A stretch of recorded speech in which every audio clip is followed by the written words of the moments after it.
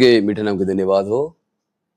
एक बार और वचन को लेकर आपके मध्य में आने के लिए एक और मौका प्रभु ने दिया, इसके लिए हम प्रभु को धन्यवाद करते हैं। प्रभु के वचन के द्वारा हम सबों को प्रभु बड़ी आशीष देने पाए। आज का हमारा वचन भजन संहिता 63 या 63 का पहला है। मैं है परमेश्वर, तू मेरा परमेश्वर है, मैं तुझे यत्न से ढूंढूंगा। सूखी और निर्जल उस्सर भूमि पर मेरा मन तेरा प्यासा है। परमेश्वर का प्यास, यह आज का हमारा विषय है। प्यास एक ऐसी चीज है जिसे बुझाने के लिए रखी चीज जब तक नहीं मिलती बुझता नहीं है प्यास। प्यास बुझाने के लिए रखी चीज क्या है? पानी है। अब पानी को आप विकल्प रूप में लेकर दूसरा कोई और चीज उपयोग कीजिए, आइसक्रीम, दूध या और कोई भी चीज, फिर भी पानी से ही प्यास बुझता है। पानी को ही प्यास बुझाने के लिए रखा गया है।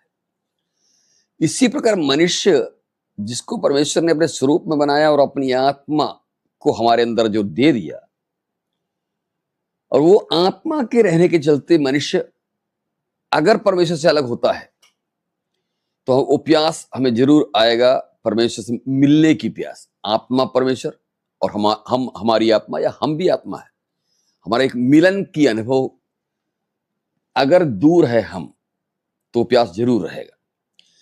जब तक आदम की वाटिका में परमेश्वर और आदम एक साथ थे तो प्यास होने की आवश्यकता नहीं, क्यों? रोज प्रभु से मिलने की अवस्थाएं थी। उस तरह का बंदोबस्त था। आदम की वाटिका के अंदर परमेश्वर रोज शाम को या दिन के ठंडे समय में परमेश्वर मनुष्य के साथ बातचीत करने के लिए, संगति रखने के लिए आया करता था। इसलिए वहां प्यास की एक मोहलत था ही नहीं।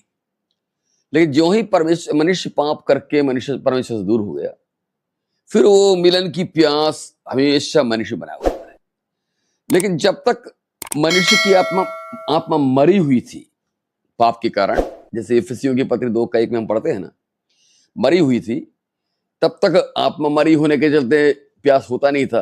अब मरा हुआ मनुष्य चाहे कितने दिन से यहाँ उसकी लाश अगर पड़ी रहे, प्यास आने की या प्यास होने की अवस्था है ही नहीं, प्यासा होगा नहीं, क्यों? मरा हुआ है। इसी प्रकार पापों में मरी हुई अवस्था में जब मनुष्य था तो प्यास होने की या परमेश्वर से मिलन की प्यास होने की कोई अवस्था था ही नहीं। लेकिन जब उसकी आत्मा जिंदी हो गई, जिलाया गया, तब ये प्यास मनुष्य के अंदर में दोबारा शुरू हो गया है। अब वो विश्वासी बिना परमेश्वर से मेल किए कभी भी वो रह नहीं सकता। थोड़ा ही देर के बाद में उसके अंदर में मिलन की तड़प आएगी, और उसी तड़प को प्यास कहते हैं। परमेश्वर का प्यास या परमेश्वर से मिलने की प्यास। अब ये वचन से देखिए, इसमें ऐसे लिखा है, मैं तुझे यत्न से ढूंढूंगा, सूखी और निर्जल भूमि पर, मरुस्थल में मेरा मन तेरा प्यास है। क्या इसका मतलब है? इसका एक बैकग्राउंड आपको समझना आवश्यक है। आप कभी मरुस्थल में जाइए, वहां पर सूरज उगने के बाद अगर आप पानी खोजने जाते हैं, प्यास के लिए पानी खोजने जाते हैं, तो ये सूरज की जो प्रकाश पड़ती है बालू के ऊपर मरुस्थल के, उस प्रकाश का सूरज के साथ चमकने के चलते आपको दूर में पानी नजर आएगा। और जब आप पानी लेने के लिए पास चले जाएंगे तो वहां पानी रहेगा नहीं, वो फिर बालू रहता है। फिर आपको दूसरे जगह पर दिखेगा पानी, फिर तीसरे जगह पर, लेकिन कहीं भी पानी रहता नहीं। वो क्या है? सूरज का प्रकाश का परावर्तन है। मनुष्य भ्रमित हो जाता है उसमें, इसी को मरीचिका कहते हैं, है ना। तब अगर उस जगह पे अगर किसी को पानी की आवश्यकता हो और वो पानी चाहता है तो एक ही काम कर सकता है, वो भोर को। इसलिए यहां पर अंग्रेजी और बाकी अनुवाद में भोर शब्द आया है। भोर को उठकर सूरज के उगने से पहले अगर वो पानी खोजने जाता है और पानी दूर दिखता है तो वो वास्तविक पानी हो, वो भ्रमित करने वाला मरीचिका नहीं है। इसलिए मरुस्थल वगैरह में रहने वाले लोग भोर को उठते थे ताकि वो पानी वास्तव पानी उनको मिले, भ्रमित ना हो पाए। यही यहां पर दाऊद कह रहा है। हेलो, भोर को मैं इतने से ढूंढूंगा, मतलब भ्रमित करने वाली चीजें मेरे सामने दिन के समय में जब मैं घर से निकलूंगा इस पृथ्वी पर, तो जो भी चीज है जो परमेश्वर को बदले में तृप्त करने वाली चीजें, वो सभी भ्रमित करने वाली चीजें हैं। मनुष्य कई बार चीजों से अपने मन की प्यास को बुझाने की कोशिश करता है। इसका अच्छा उदाहरण आपको सभापदेशक 34 दूसरे अध्याय मिलेगा। 2:4 से लेकर 11 तक पढ़ेंगे तो सुलेमान जो बहुत ही धनाढ्य व्यक्ति था, उसने इस धन की खोज में ऐसा इस प्यास को बुझाने के लिए दुनिया भर का कई कार्यों को किया। उसने रंगशालाएं बनाई, रंगीनियां रखी, गायक गायिकाओं को रखा, मुजरा करने वालों को रखा। वहां से लिखा हुआ है ताकि वो प्यास बुझा पाए। लेकिन 11वें पद में लिखा है कि ये सब माया है, ये व्यर्थ है। मतलब संसारिक वस्तुओं से अगर आप परमेश्वर के प्रति जो प्यास है किसी भी संसारिक वस्तुओं से बुझाने की कोशिश करेंगे, वो सब क्या है, मरीचिकाएं हैं। लगेगा कि वो प्यास बुझा पाएगा, लेकिन वास्तव बुझता नहीं है वो। चीजों से, बेहतरीन चीजों से आप अपने प्यास बुझाने की कोशिश करें, 1-2 दिन तक आपको शायद खुशी मिल सकता है, प्यास नहीं बुझ सकता। और ये बहुत ही टैक्टिक तरीके से दाऊद ने इस भजन से बोला, मैं भोर को यत्न से ढूंढूंगा। भोर को मतलब मरीचिका उत्पन्न होने से पहले, ब्रह्म उत्पन्न होने से पहले ही जब मैं तुझे खोजूंगा तो मुझे वास्तविक तरीके से परमेश्वर मिलेगा, मेरा प्यास बुझेगा। मेरे भाइयों बहनों, प्रेज़ तो कितने बार हम संसारिक चीजों से अपनी प्यास को बुझाने की कोशिश करते हैं। अच्छे अच्छे मोबाइल आए हुए हैं, अच्छे कंप्यूटर आए हुआ है, अच्छे प्रोग्राम आया हुआ है, कई ऐसी चीजें हैं संसार के अंदर में जिससे हमको लगता है कि जाकर वहां पर अपने को रखेंगे तो हमारी प्यास बुझेंगी। कोशिश करते जरूर हैं, पैसा खर्च करते हैं, लेकिन वास्तव में मरीचिका ही रहता है, भ्रमित करने वाली चीजें ही रहती है। वो है जो चीज परमेश्वर से बुझेगी वो परमेश्वर से ही बुझेगी। ये सबसे बड़ी खोज है मसीह जीवन का। Praise the lord. और दाऊद उसका सुंदर उत्तर देता है, भोर को मैं तुझे यत्न से ढूंढूंगा। यानी भोर के बाद में, दिन निकलने के बाद, संसार की रंगीनियां चीजें जो मेरे लिए भ्रमित करती है, उधर की ओर निकलने से पहले मैं तुझे ढूंढूंगा। और तुझे ढूंढूंगा भोर को, तो वहां पर भ्रम नहीं है, भ्रमित होऊंगा नहीं, मैं वास्तविक तरीके से तुझे पाकर मैं अपना प्यास बुझाऊंगा। Praise the Lord. हमें भी इसी तरह से अपना प्यास को बुझाना है। Praise the Lord, hallelujah.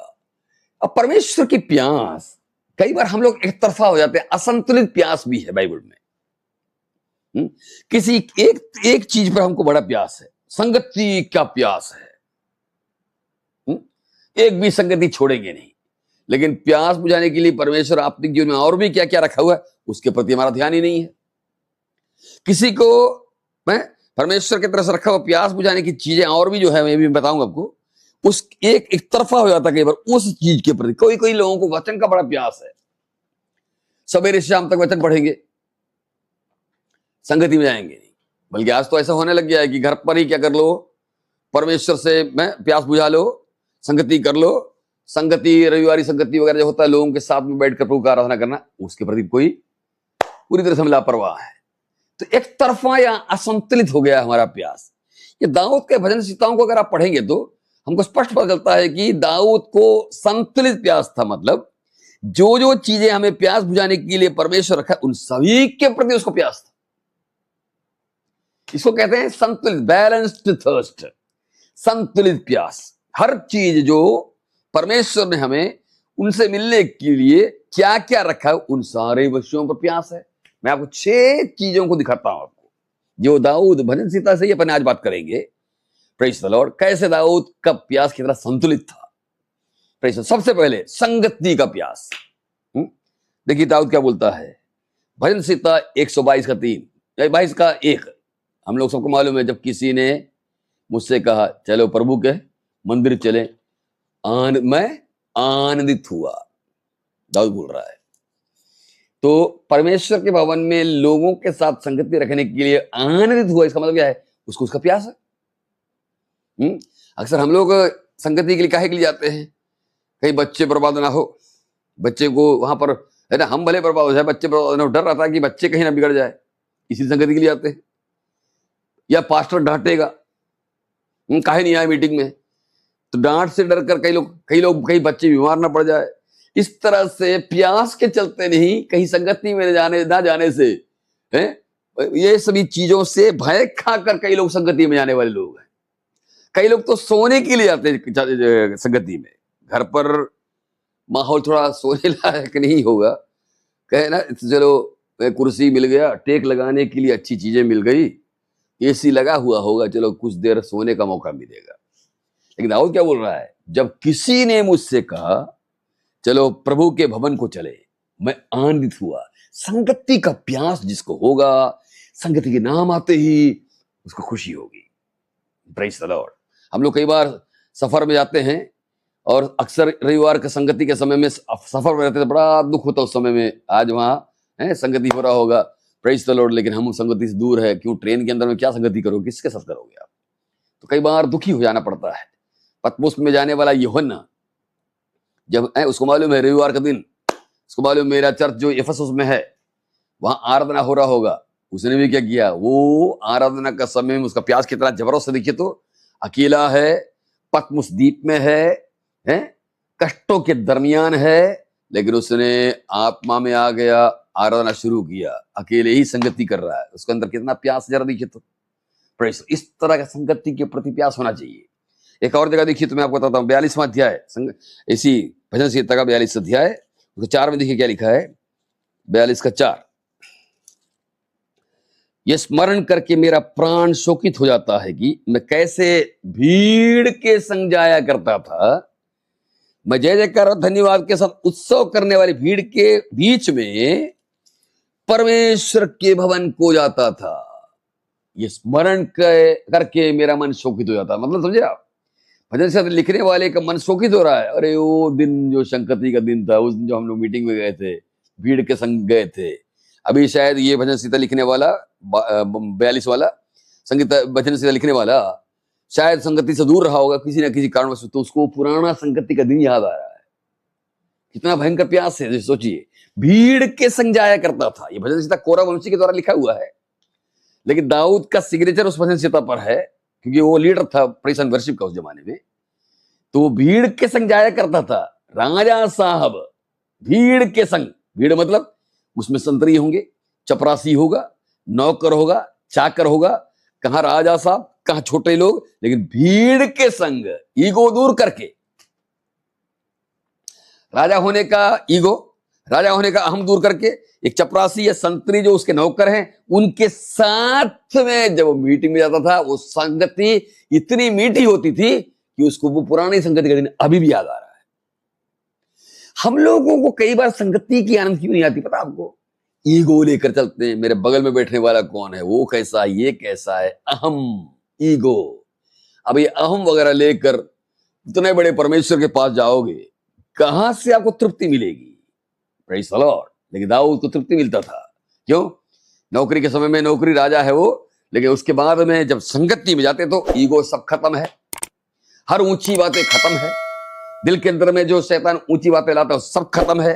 अब एक छोटी सी भीड़ के समान बाकी भीड़ों के साथ एक ही अगुआ के पीछे, उस विचार में जब संगति में अगर आराधना करता था, कितना अनुग्रहकारी आराधना हुआ। इसीलिए तो कह रहा है, ये स्मरण करके, वो पुराने दिन का संगति, वो उस दिन का संगति, 22 तारीख की संगति, या पिछले महीने की संगति, या 2 साल पहले संगति, ये सभी दाऊद को याद है।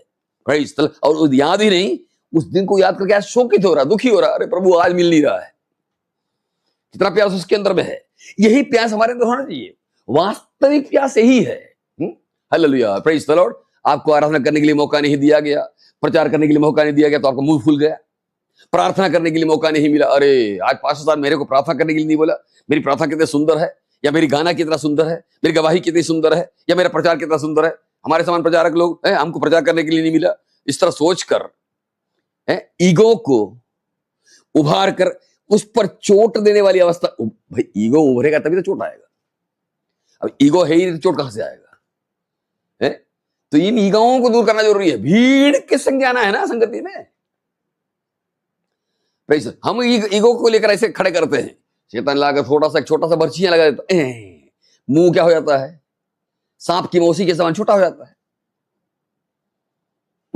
फिर मुंह फुलाकर क्या आएंगे, वापस मीटिंग से आएंगे, घर पर आएंगे, बुराई होंगी पत्नी के साथ में, बच्चों के साथ में, बच्चे उसे सुनेंगे, बच्चे वही अगली पीढ़ी आगे जब वही करेगा।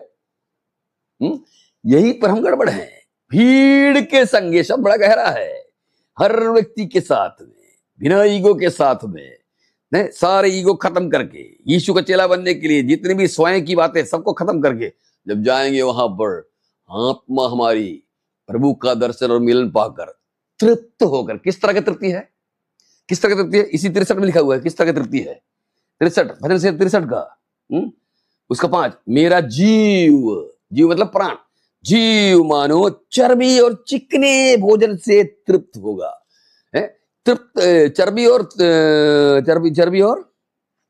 चर्बी और चिकना भोजन, आपको मालूम है चिकना भोजन, बर्फी, गुलाब जामुन जो फैट से बना हुआ होता है, बटर, मक्खन, ये सब लगाकर जब रोटी खाते कितना तृप्ति मिलती है, वही वहां लिखा हुआ है। जिस प्रकार चर्बी यानी फैट की चीजें, मतलब मीठी चीजें, इस तरह की चीजें जैसे हमारे पेट को या जवान को तृप्ति देती, इसी प्रकार जीव को, प्राण को तृप्ति मिलती है, किससे? संगति से। यह आवश्यक है, क्योंकि हमारी शरीर को पोषण करने के लिए खाना काफी है, लेकिन प्राण कभी भी खाना पीने से तृप्त नहीं हुआ। उसको किस तरह तृप्ति मिलेगी? शांति और आनंद से तृप्ति मिलती है प्राण को। खुराक उसका वही है, शांति आनंद। ये कहां से मिलेगा? प्रभु के मेल मिलने से ही मिलेगा।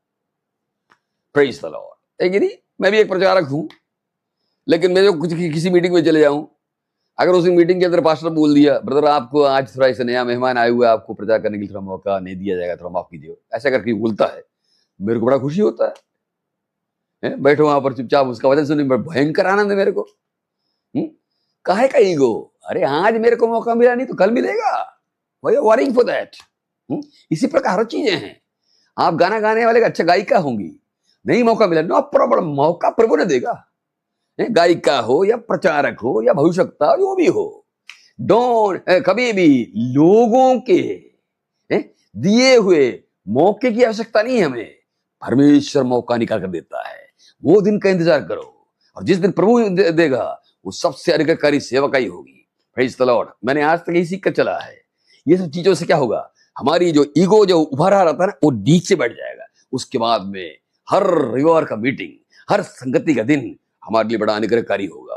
वापस घर आओगे तो आपके चेहरे पर जलाल होगी। आपके चेहरे का जलाल देखकर बच्चों को लगेगा अगले समय में हमको भी उस मंदिर में जाना है, जहां पर मेरे पापा का निराशा की चेहरे, उलझन भरा चेहरे, तृप्ति का जोश और जलाल से भर गया है, हम भी वहां जाएंगे। ओके, ये हुआ पहला, संगति का प्यास। सेकंड, भजन संहिता 19वां अध्याय 8 से लेकर 10 तक।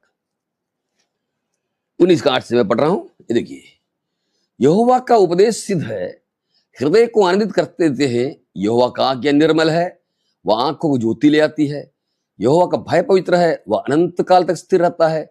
यहोवा का नियम सत्य है और पूरी रीति से धर्ममय है। वो वे तो मतलब वचन ना, ऊपर से वचन के बारे में बोलते आ रहा है, इसलिए 10वें पद में भी वचन के बारे में बोला जा रहा है। इसलिए वे मतलब वचन। वचन तो सोने से और कुंदन से भी बढ़कर मनोहर है। वचन को कुंदन और सोने से बढ़कर मनोहर है। अगला, वो मधु से और टपकने वाले छत्ते से भी बढ़कर मधुर है। क्या, किस चीज का प्यास यहां दिख रहा है आपको दाऊद के अंदर में? वचन का प्यास। मधु से बेहतर कहने का मतलब क्या हुआ? वो वचन को स्वाद लेकर क्या करता है?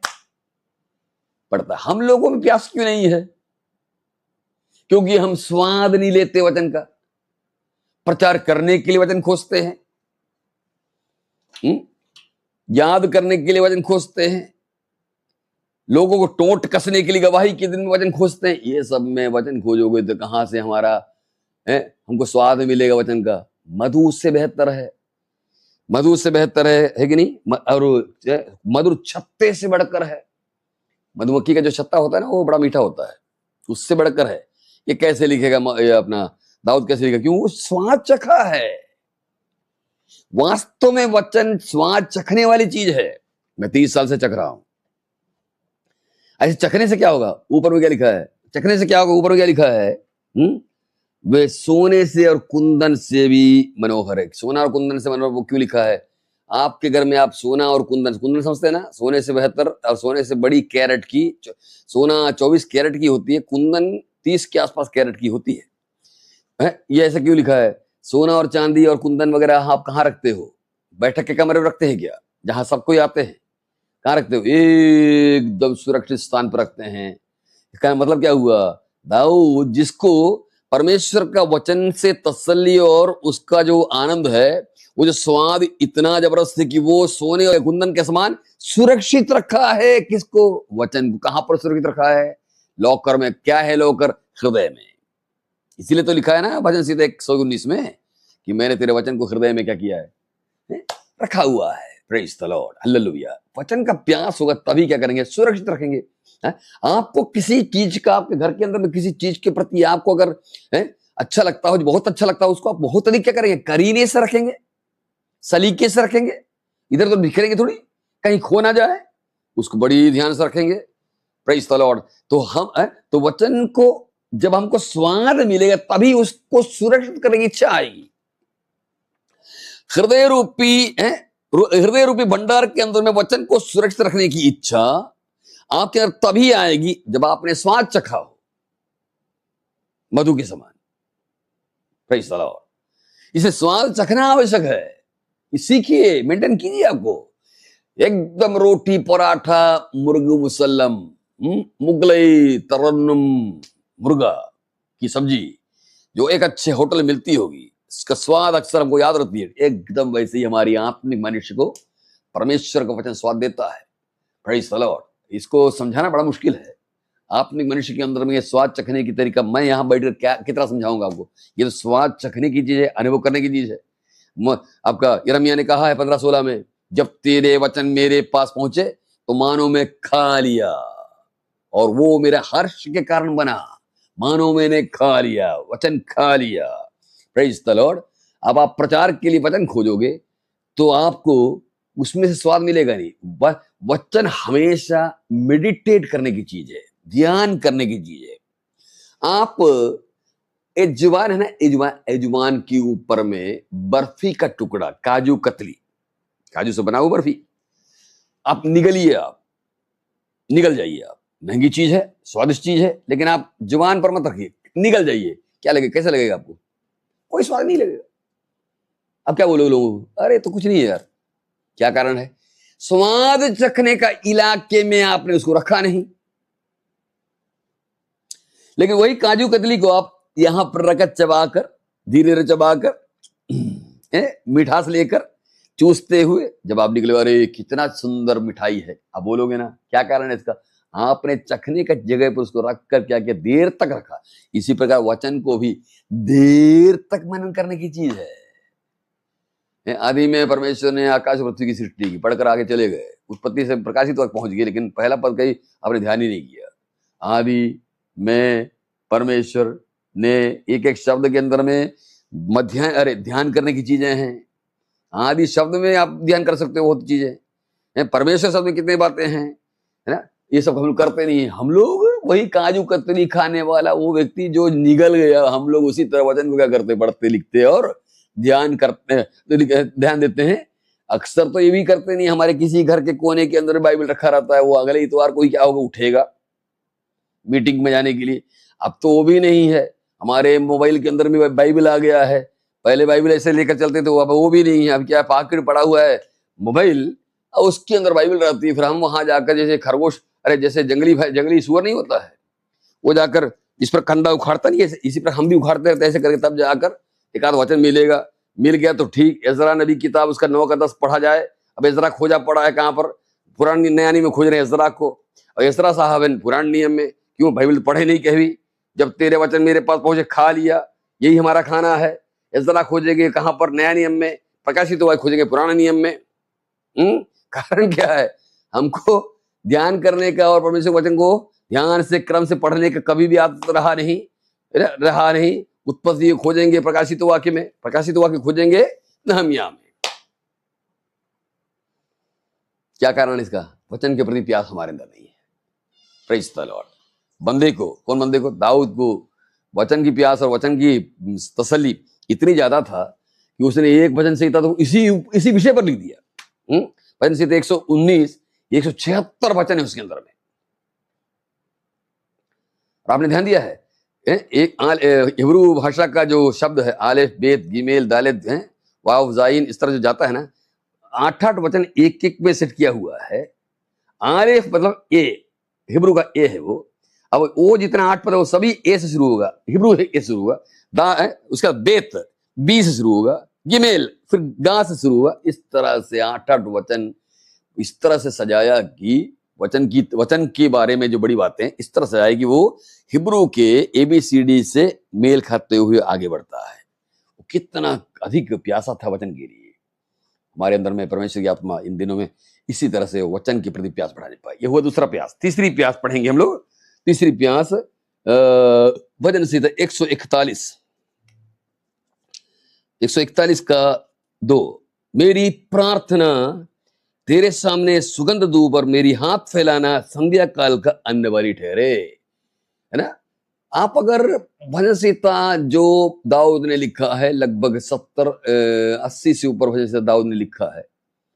इन 80 भजन संहिता में लगभग 100 से ऊपर बार प्रार्थना या प्रार्थना से संबंधित बातें शब्द बार बार आया है। टहिल्ला, हिब्रू में टहिल्ला मतलब रोते हुए प्रार्थना, दुहाई, प्रार्थना, इस तरह के शब्द बार बार दोहराया गया है करीब 70-80 भजन संहिता के अंदर। इसका मतलब दाऊद को प्रार्थना का भी प्यास था। Praise the Lord. मैं 3 बार प्रार्थना करूंगा, 7 बार धन्यवाद दूंगा, है कि नहीं। मेरी दुहाई तेरे पास पहुंचे, ये शब्द बार बार मिलेगा। राजा साहब है, न्याय करने का काम है, लेकिन बंदे के पास में प्रार्थना का समय था। क्यों? प्रार्थना का प्यास था उसको, है वो है। Praise the Lord, hallelujah. पानी से मनुष्य कब तक अलग रहेगा? ज्यादा से ज्यादा 2 घंटा, फिर दोबारा उसको पानी के पास आना पड़ेगा। दुनिया में एक व्यक्ति दिखाई जिसको पानी एक दिन पिया उसके बाद पीना ही नहीं पड़ा, ऐसा कोई दुनिया में मिलेगा आपको? कभी नहीं मिलेगा। प्यास एक चीज है जो बार बार आएगी। इसी प्रकार परमेश्वर से मेल करने की इच्छा बार बार आने वाली चीज है ना। अब मेरे लिए मेरा लड़का पानी पिए चलेगा क्या? नहीं चलेगा।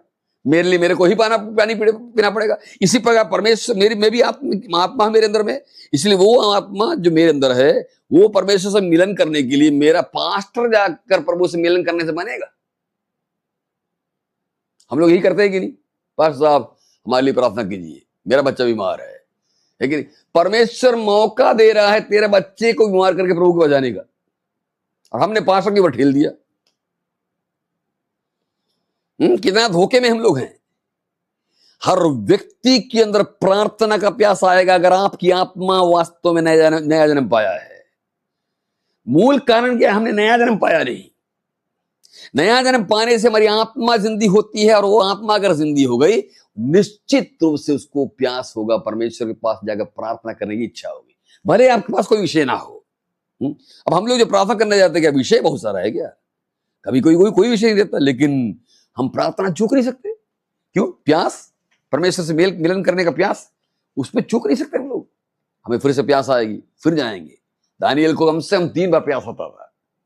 दानियल को कम से कम 3 बार प्यास। क्या आप समझते हैं उसके जीवन में बहुत ही दुर्घटनाएं की थी? कुछ नहीं था। क्या दुर्घटनाएं थी? एक आध 2 बार शेर की गुफा में डालना पड़ गया, या एक बार क्या नाम है आग के दरिया में उसके दोस्तों को डाल दिया गया। क्या ऐसी समस्या है? नहीं तो कोई समस्या उसके अंदर नहीं है। नबूकदनेस्सर राजा साहब का वाइसरॉय है, वो प्राइवेट सेक्रेटरी है इतने बड़े राजा का। गाड़ी घोड़ा उस जमाने की जितनी बड़ी बड़ी चीजें वो सब उसके पास में थी। उसको क्या करना प्रार्थना करने की? नहीं, वो हर दिन की रीति के अनुसार दिन में 3 बार परमेश्वर के पास जाता था। वो चाहे समस्या हो समस्या ना हो, वो रवैया कभी भी हटा नहीं है। हालेलुया। यह है प्यास का सही अनुभव, परमेश्वर से मिलन करने का अनुभव। विश्वासी अगर बन गए हो, मसीही बन गए हो, नया जन्म पा लिए हो, निश्चित रूप से आपके अंदर प्यास होगी। हो सकता है 3 बार नहीं कर पाए, 1 ही बार करे या 2 बार करे, लेकिन 1 बार तो करे। हालेलुया। और मैं दावा करता हूं, आप 1 बार शुरू कर दीजिए, आप 3 पे ही जाकर रुकोगे। कम से कम 3 बार करना पड़ जाएगा आपको। प्रभु बुलाएगा, जाना पड़ेगा, जाने की इच्छा आएगी। तो प्रार्थना का प्यास, तीसरा प्यास भी किसमें है? दाऊद में है। चौथा भजन संहिता 139 उसका पहला पद, ये देखिए। हे यहोवा तूने मुझे जांच कर जान लिया है ना। हे यहोवा तूने मुझे जांच कर जान लिया है। क्या जांचा? क्या जांचा? कौन जांचा? परमेश्वर ने जांचा। क्या जांचा है? क्या जांचा? मेरे अंदरूनी हिस्से को जांचा। किसने? परमेश्वर ने जांचा। तो इसका मतलब अंदरूनी हिस्से के अंदर में खोट आ सकती है, गंदगी आ सकती है, ठीक है। उसको किसने जांचा? परमेश्वर ने जांचा। कब जांचा? जब मैं परमेश्वर के पास गया। काहे गया मैं परमेश्वर के पास? ताकि मैं अपने अंदर में पवित्रता चाहता हूं। ये हुआ चौथा प्यास, पवित्रता का प्यास। अब देखिए इसका प्यास है कि नहीं देखते अपन, इसको वास्तव में पवित्रता का प्यास है कि नहीं देखते। पहला पद में क्या लिखा है? हे यहोवा, तूने मुझे जांच कर जान लिया है। अब उसका आखिरी पद पढ़िए, 24। देख कि मुझ में कोई बुरी चाल है कि नहीं। यार पहले पद में तुमने प्रभु के पास जाकर अपने को जांच लिया है, फिर अभी क्यों फिर दोबारा बोल रहे हो? दोबारा है उतने टाइम में, जितने टाइम में गीत लिखा है उतने टाइम में उसको फिर लग रहा है कहीं फिर से मेरे अंदर कहीं खोट ना आ गया हो। तो कितना अधिक उसको पवित्र होने की प्यास है। Praise the Lord. लेकिन पवित्रता का प्यास, ये सब प्यास हमारे अंदर, मैं बताया ना आपको, संतुलित प्यास। एक संगति प्यास है, पवित्रता का प्यास है ही नहीं। पवित्रता का प्यास है तो संगति का प्यास नहीं, संगति का प्यास है वचन का प्यास नहीं, वो सब असंतुलित प्यास है। उसमें अधिकतर बनावटी होने का उसमें क्या है, बहुत संभावनाएं हैं वो प्यासों में। सही प्यास हर विषय पर, हर क्षेत्र में प्यास उगाएगा, उभारेगा। पवित्रता का प्यास, ठीक है। ये आदमी जिसको अपन दाऊद कहते हैं ना, गलत में फंस गया था, बहुत बुरा काम में फंस गया था। Praise the Lord. लेकिन आपने भजन संहिता 51 पढ़े हो? उसने रोते रोते रोते लिखा हुआ पश्चाताप की भजन संहिता है वो। प्रभु जी तू अपने नजदीक से मुझे मत निकाल, दोबारा अपने जुए के द्वारा मुझे क्या कर, शुद्ध कर। यानी शुद्ध होने की इच्छा। हम भी कई बार क्या हो सकते हैं, पांव फिसल सकता है संसार के अंदर में, शरीर पाप की धूल हम पर लग सकता है, इस धरा की धूल हम पर लग सकता है, लेकिन अंतरात्मा के अंदर में इस तरह की शुद्ध होने की एक अच्छी इच्छा आवश्यक है, यदि पवित्रता के प्रति आपके अंदर प्यास हो। ठीक है ना। मैं जल्दी आगे बढ़ रहा हूं। अगली प्यास देखिए तो भजन संहिता 27 का 4। एक वर मैंने यहोवा से मांगा है, उसी की यत्न में लगा रहूंगा। देखिए यत्न शब्द में ही प्यास आ गया भाई। पानी पीने के लिए हम यत्न करते हैं कि नहीं? अब देखिए तो किस बात की प्यास है, देखिए अब ध्यान दीजिएगा ना, है कि क्या जीवन भर यहोवा की भवन में रहने पाऊं। काहे का प्यास है? काहे का प्यास है? परमेश्वर की हजूरी का प्यास, परमेश्वर की उपस्थिति को जीवन में बनाए रखने की प्यास। एक वर मैंने मांगा है, उसी के यत्न में लगा रहूंगा कि मैं जीवन भर यहोवा के भवन में रहने पाऊं। उतना मामले खत्म नहीं हुआ, अगला देखिए, जिससे यहोवा की मनोहरता पर दृष्टि लगाए रहूं और उसके मंदिर में ध्यान किया करो। यानी प्रभु की हजूरी में 3 बातें हैं। एक उसकी उपस्थिति जहां मिल सकती वहां पर रहना, दूसरा उसको निहारना, यानी आंखों के सामने कई बातें आएंगी। देखिए मैं बताऊं, मेरे अभी आंखों के सामने अमेरिका भी आ सकता है, मेरे बड़े भाई वहां रहते हैं। हाँ, मेरे बड़े भाई फ्लोरिडा में रहते हैं, उसको भी मैं अपने आंखों के सामने ले सकता हूँ। अभी मैं राजकोट में हूँ, तो यहाँ की बातें, यहाँ पर रहते हुए मैं अपना विश्राम, मेरा घर को देख सकता हूँ, मेरी आंखों के सामने ला सकता हूँ, ठीक है नहीं? तो हम चाहे किसी भी चीज को अपने आंखों के सामने ला सकता हूँ, लेकिन यहाँ पर क्या लिखा, यहोवा की मनोहरता पर दृष्टि लगाए रहो। यहोवा को देखा इसने? दाऊद देखा है क्या? मूसा नहीं देख पाएगा, हंस देख पाएगा। तो क्या इसका मतलब है? आंखों के सामने यहोवा, एक फोटो नहीं, फोटो हो ही नहीं सकता ना। अगर फोटो होगा तो वो मूर्ति पूजा हो जाएगा। यहोवा मेरे सामने, इस बात का एक क्या है, एक अनुभव को बनाए रखो। Praise the lord. और रात दिन क्या करूं? तेरे मंदिर में ध्यान करो। यानी क्या वहां पर हजूरी का प्यास है ना, thirst for the presence of the lord. और ये सबसे महत्वपूर्ण है जीवन के अंदर में, सबसे महत्वपूर्ण आवश्यकता है परमेश्वर की हजूरी को मेंटेन करके रखना। आप चाहे नौकरी में जाते हो, चर्च में जाते हो, पास्टर हो, है कि नहीं? हर एक व्यक्ति की आवश्यकता है कि वो हमेशा इस बात पर ख्याल रखे कि क्या मैं परमेश्वर की हजूरी से दूर तो नहीं हो गया। Praise the Lord. हजूरी साथ में रहेगा तो क्या होगा? इसने क्या कहा है भजन संहिता 23 में, क्या कहा है? चाहे मैं घोर अंधकार से होकर चलूं तो भी ना डरूंगा। क्यों? तू मेरे साथ रहता है। हजूरी प्रभु का रहेगा तो डर कम रहेगा। मैं एक सवाल पूछता हूं आपसे, आपको आपके जगह के सबसे बड़ा गुंडा आपका दोस्त है, तलवार चलाना, रिवॉल्वर चलाना, बड़ा है गुंडा है वो, या एक मंत्री हो, है ना, इस तरह के लोग अगर आपका दोस्त है, फिर आपको डर रहेगा? कभी रहेगा नहीं। क्यों? आपका दोस्त कौन है? मंत्री साहब या वो गुंडा है। तो ये डर को खत्म किसने किया? वो गुंडा या उस मंत्री साहब का हजूरी जो आपको मिला, वो डर खत्म कर दिया। ये डर जो चीज है ना, ये डर बहुत बड़ी विषय है, लेकिन कई लोग कई चीजों से डरते हैं। क्या होगा, क्या होगा, क्या होगा। दाऊद कहता है मुझे किसी बात का डर नहीं, क्यों, मेरे अंदर में एक प्रसन्न प्रभु का हजूरी का एक है, एक अनुभव मेरे अंदर में है। याद रखिए, परमेश्वर की हजूरी क्या है, अनुभव से मालूम करने की चीज है। मेरे पास मेरा परमेश्वर है, और ये जो अनुभव आपके अंदर कायम होगा, फिर आपको भय खत्म हो जाएगा। मैं कई भयभीत होने वाले लोगों को मैं अपने सामने देख रहा हूं, कई विषयों से भयभीत। कल क्या होगा, बच्चे की शादी, बच्चे की पढ़ाई, तनख्वाह या कर्ज की अवस्थाएं। मैं जब कर्ज बोलूंगा तो उसका गलत अर्थ मत लगाइएगा, उल्टा सीधा खर्चा करके कर्जा बढ़ा दिया तो वो कर्ज की बात नहीं कर रहा, वो फिर आप डूबने वाले काम कर रहे हो ना। आमदनी है 5 रुपए, खर्चा करो 7 रुपए, और आप बोलो कर्ज डूब गया, प्रभु हमको बचाए। प्रभु काहे बचाएगा आपको, प्रभु काहे बचाएगा। तो मैं जो कर्ज की बात कर रहा हूं ना, वो सही तरीके का, आवश्यकता के अनुसार, आवश्यकता को सामने लिया हुआ कर्ज का डर। इस तरह कई डर हमारे सामने है। और तो और अंधकार की शक्तियां, शैतान कई बार गंदी सपनाएं दिखाकर, गंदी गंदी बातें दिखाकर भयभीत कर देता है। घर के अंदर कोई खड़ा हुआ है, वो है, यह इस तरह का न जाने तमाम तरीके का डर शैतान पैदा करता है। और डर इतनी खतरनाक है कि कई बार सुसाइड करने की मनोवृत्ति भी लोगों में आ जाती है। ऐसे लोगों से प्रभु की अपना कह रहा है, एक अचूक दवा, एक अचूक दवा क्या है, प्रभु की हजूरी। Praise the Lord. उसको बनाए रखना पड़ता है ना। यत्न करूंगा, हजूरी की प्यास, हर मिनट में, हर समय में हमें ये आभास होना चाहिए, महसूस होना चाहिए कि प्रभु मेरे पास में। और मान ली थोड़ी देर के लिए प्रभु दूर चला गया, तब भी है ना, जितनी जल्दी हो सके वो हजूरी वापस पाने की इच्छा रखना चाहिए। यीशु मसीह को देखिए ना आप, सदा परमेश्वर पिता के साथ रहते चंगाई करते समय, चमत्कार करते समय, वचन प्रचार करते समय, घर पर रहते समय, हर समय परमेश्वर की पिता की उपस्थिति बनाते जब क्रूस पर चढ़ गया। अब हमेशा प्रभु पिता की उपस्थिति बनाए रखा हुआ आदमी जब क्रूस पर चढ़ गया, तो उस क्रूस पर एक समय ऐसा आया, उसको आभास हो गया कि पिता मुझे छोड़ दिया है। देख रहे आपको आभास होता है। जब आप लगातार हजूरी में रहेंगे तो आभास होगा, है ना। ये शुगर बीमार जो है, मेरे पापा शुगर का बीमार थे, डायबिटीज का बीमार थे। मेरी मम्मी अगर एक दाना भी चीनी डाल दी, शक्कर डाल दी चाय में, पापा को पता चल जाता था। तुरंत पापा बोल देगा इसमें चीनी डाला हुआ, दूसरा चाय हो। एक कतरा चीनी का भी मेरे पापा को आभास हो जाता था। क्यों? जिंदगी भर बिना शक्कर का चाय पिए हैं। इसी प्रकार जब जिंदगी भर जिस यीशु ने पिता की हजूरी को अनुभव करते हुए आगे बढ़ा, तो क्रूस पर वास्तव में कुछ देर के लिए जब पिता ने उसको छोड़ दिया, आभास हो गया। तभी तो चिल्लाता है, मेरे पिता तूने मुझे क्यों छोड़ दिया। तो हजूरी अनुभव से पता होने वाली चीज है, मेंटेन करने वाली चीज है, और मेंटेन होना चाहिए। और हम लोग कई बार क्या करते हैं, इतवार के दिन में, शनिवार को शाम को हजूरी पैदा करते हैं।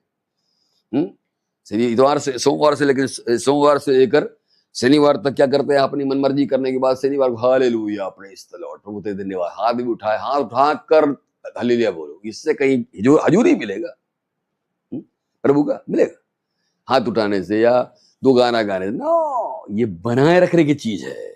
शनिवार को रात को उठकर बनाने की चीज नहीं है। सोमवार से लेकर हर दिन 2400 घंटे 2400 दिन बनाए रखने की चीज है। इसका एक अनुभव कीजिए। हालेलुया। ऐसे में क्या होगा, किसी भी क्षण आपने अपना पांव फिसलने के चलते किसी न कारण से प्रभु की हजूरी थोड़ा दूर अगर चला गया, दोबारा उसे वापस लाने के लिए हर चंद आप कोशिश करेंगे। Praise the Lord. तो ये क्या हुआ, प्रेजेंस या परमेश्वर की हजूरी का प्यास। आखिरी एक बचा हुआ है, 40 का 8 पढ़ेंगे। मेरे परमेश्वर, तेरी इच्छा पूरा करने के लिए मैं प्रसन्न हूं। तो काहे का प्यास? इच्छा पूरा करने का प्यास, है ना। प्यास है वास्तव में, इसको है, क्योंकि परमेश्वर की इच्छा पूरा करना उतना आसान नहीं है ना। क्योंकि हमारी अपनी भी इच्छा होती है, हमारी इच्छा कुछ और बोलेगा। अमूमन नया जन्म पाए होने के बावजूद भी हमारी एक लालसा होगी। मैं एक पास्टर हूं, मेरे को एक लालसा होगी, आज यहाँ मीटिंग करने जाऊं, यहाँ जाऊं मीटिंग करने के लिए। प्रभु बोलता इधर जाओ, प्रार्थना करने के लिए जाओ। मेरा मन क्या कर रहा, प्रचार करने जाओ। प्रभु बोलता प्रार्थना करने जाओ। टकराएगी नहीं हमारा इच्छा। ऐसे में मैं पिता की इच्छा पूरा करने के लिए प्रसन्न होऊंगा। वही प्रसन्न होगा जो प्रभु की इच्छा पूरा करने की प्यास रखता हो। Right, praise the Lord. ये भी प्यास है, इच्छा पूरा करने के लिए प्रसन्न। बड़ी खुशी होती है, अरे प्रभु का मैंने इच्छा पूरा कर दिया। ये सब क्या है ना, अपन को लगातार हैबिट बनाना के रखना चाहिए, इसमें ढलना आवश्यक है। Praise the lord. और मैंने जैसे बताया ना आपको, कई बार आत्मिक जीवन में हमको लगेगा कि हमको प्रचार करने की इच्छा है। विशेषकर आज के जमाने में मैंने देखा है, प्रचार करने की बहनों में, भाइयों में प्रचार करने की इच्छा है। उसी बहन को या भाई को प्रार्थना करने के लिए जाओ करके अगर पिता बोले तो ये शैतान की तरफ से है। अंतःकारक शक्ति यीशु के नाम से बन जाए, हो जाए, ये हो जाए। कहां पड़े हो आप? प्रार्थना करने के लिए प्रभु बोलता है। Praise the Lord. इच्छा पूरा करने की इच्छा रखने वाले व्यक्ति की जिंदगी अगर प्यास होगा तो वो प्रार्थना करने के लिए जाएगा। Praise the Lord. पिता की इच्छा पूरा करने के लिए। मैं आपको एक चीज बताऊं, आत्मा के द्वारा पिता की इच्छा ना पूरा करने के चलते जल प्रलय आया था, लेकिन मैं उस गहराई में जाना नहीं चाहता। Praise the Lord. कितनी महत्वपूर्ण है पिता की तरफ से मिला हुआ पवित्र आत्मा, हर एक नया जन्म पाए हुए व्यक्ति को मिला हुआ है और उसके अंदर चलना कितना आवश्यक है। Praise the Lord. लेकिन इसके लिए एक खासियत है, अगर पिता का या प्रभु का इच्छा पूरा करना है तो क्या करना पड़ेगा? तभी क्या करना पड़ेगा? भजन संहिता 16 का ये देखिए, उसका 8 ये करना पड़ेगा। अगर इच्छा पूरा करनी है कि प्यास अगर आपके अंदर है तो वो प्यास आएगा कब पता आपको, या प्रसन्नता कब आएगी? जब ये 16 का 8 पूरा होगा। मैंने यहोवा को निरंतर अपने सम्मुख रखा है। Praise the Lord. मतलब समझिए आप इसका, निरंतर अपने सम्मुख रखा है। ये सामने मैंने किसको रख दिया? परमेश्वर को। अब आप देखिए, सवेरे में यहां से घर से निकल रहा हूं, मेरे पास 4 लाख रुपए पड़ा हुआ है, 40 लाख पड़ा हुआ है और मैं निकल रहा हूं, मेरे सामने कौन है? परमेश्वर है। निरंतर सम्मुख रखा है ना। तो ये पैसा रखकर मैं जमीन लेने के लिए जाता हूं, जायदाद लेने के लिए जाता हूं, तो मैं जब आगे बढ़ूंगा तो पहले प्रभु से पूछूंगा, प्रभु ये पैसा तो पड़ा मेरे पास, क्या मैं एक जमीन लूं? मैं पूछूंगा। आप समझ, मेरी बात समझे कि नहीं? निरंतर यहोवा का सम्मुख रखने की मतलब समझे आप, निरंतर हर बातों को प्रभु से पूछकर आगे बढ़ना। और कई बातों पर प्रभु रोकेगा, टोकेगा। इस तरह रोक टोक में रुकते हुए जब हम आगे बढ़ते, तभी हमको प्रभु की इच्छा पूरा करने की आदत पड़ेगी। और अगर आदत पड़ेगी तभी उसकी इच्छा पूरा करने में प्रसन्नता हमारे अंदर आएगी। हमारे साथ हम क्या करते हैं? हम निरंतर प्रभु को हमारे सामने रखा है, ठीक है ना, रखा है। Praise the Lord. लेकिन जब हमारी अपनी इच्छा की बारी आएगी तो क्या करेंगे? धीरे से। एक बार हमारे केरल में मेरे भैया के जमाने में वो क्या नशाबंदी का एक वो आया कि सारे लोग नशा छोड़कर नहीं नशा करना है, सब दारू छोड़ना है करके। हमारे केरल की बात है। और मेरे भैया लोग भी साइकिल से, उस समय साइकिल था, मोटरसाइकिल नहीं था, सब रैली निकला हुआ है। तो मेरे भैया के ठीक पीछे एक दरुआ भी आके खड़ा हो गया, वो भी जलाने लगा। तो मेरा भैया पूछा, यार ये कहाँ जा रहा है? ये भी दरुआ नंबर 1 है। लेकिन नहीं, मैं तो बोलता मैं भी नशाबंदी के लिए निकला हुआ हूँ। जब आगे चलकर एक भट्टी सामने आई तो क्या बता, ये ऐसे जा रहा था, नशाखोरी छोड़ो। जैसे उड़वाड़ा है वो उधर की ओर मुड़ गया ऐसे करके। यानी कहां तक साथ दिया वो? उसकी मन की इच्छा पूरा होने वाला जो दौर आया, जहां पर जगह है, वहां से वो मुड़ करके चला गया, अपनी इच्छा पूरा करने चला गया। इसी प्रकार हम लोग कई बार है, प्रभु तेरी इच्छा पूरी हो जाए। गाना भी है ना, हमारे पास गाने बहुत है इच्छा पूरा करने का। तेरी इच्छा पूरी हो जाए, कितना मुंह फुलाकर है, यहां पर नसें उभरेंगी, यहां उभरेंगी। Praise the Lord. लेकिन गाना गाते समय, लेकिन ठीक उस नशाखोरी वाला आदमी के समान हम लोग क्या करते हैं? गाना तो गाते मीटिंगों में, जैसी हमारी अपनी इच्छा की बारी आती है, हमारी भी साइकिल किधर की उड़ जाती है। जिधर हमारी अपनी इच्छा पूरी करनी है। Praise the Lord. ऐसा नहीं है। दाऊद कहता है, तेरी इच्छा कुछ भी हो, पूरा करने में प्रसन्न हो। मैंने आपके सामने संतुलित प्यास का 6 बातें रखा। परमेश्वर के प्यास इन 6 बातों में क्या करेगा? आपको प्यास बनाए रखेगा और आप उस प्यास को बुझाने के लिए उस तरीके से जैसे वचन में लिखा है आप आगे बढ़ेंगे। Praise the Lord. अब आगे बढ़ेंगे इस तरह से, जब हम अपना आगे जीवन बढ़ेगा, वास्तव में जीवन भर परमेश्वर से मेल मिलन को बनाए रखते हुए हमारा जीवन आगे बढ़ेगा। इस तरह का जीवन बढ़े, परमेश्वर हम सबको आशीष देने पाए। जय मसीह की।